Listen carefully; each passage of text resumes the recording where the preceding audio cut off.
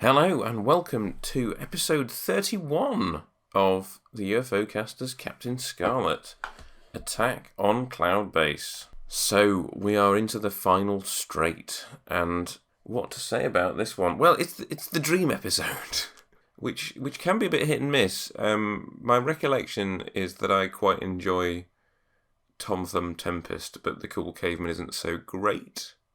But again, I haven't seen those for ages.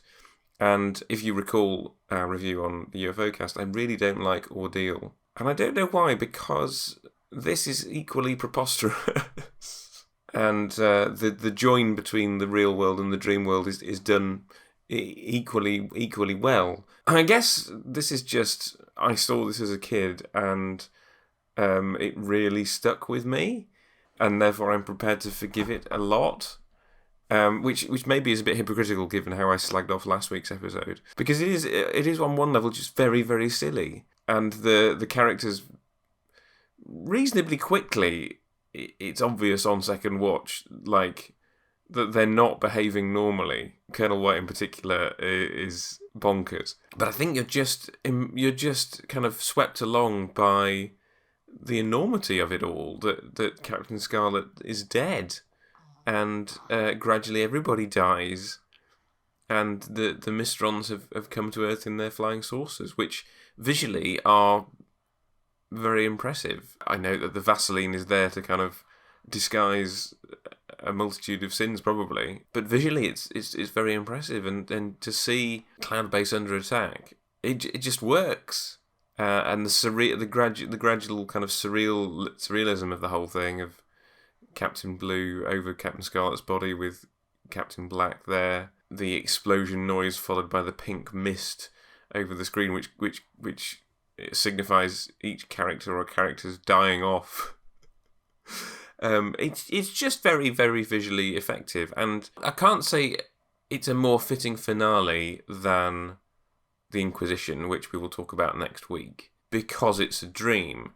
I think you could have made this episode differently, so you still have the Mysterons come and attack Cloud Base and destroy it, but for real, and to play the characters straight. And I think in some ways that would have been a fitting finale for the show, to kind of cap off the bleak nature of it.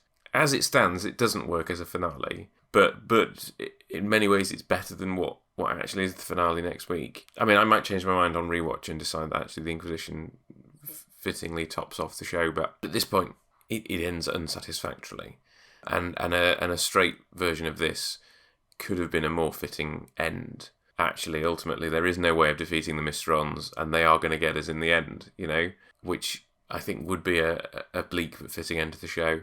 And the other thing is the as yet unhinted of relationship between Symphony and Captain Blue. Though I suppose, as it's all, she's obviously grateful that they've found her, but his admission of love for her is only in the dream. So whether he actually does or not, one assumes that the dream is a sign that she fancies him. But whether that's reciprocated, we don't actually know. Nice to see Rhapsody as lead angel, though her end is even more horrific, because she just gets blown up.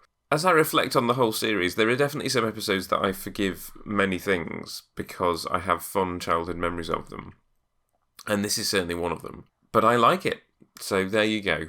Oh, and I suppose one final thing to say is the music. Just, it gets an extended suite, which appears on the soundtrack album. That score is just very familiar because of the number of times I've listened to the soundtrack album. And I guess it's just nice that at this stage in the production of the show, they were still producing new music and not always recycling the same cues over and over again. So, Attack on Cloud Base, episode 31. It's episode 31 on the DVD. Episode 8 on the VHS run, because of the slightly kind of weird thing they did with it.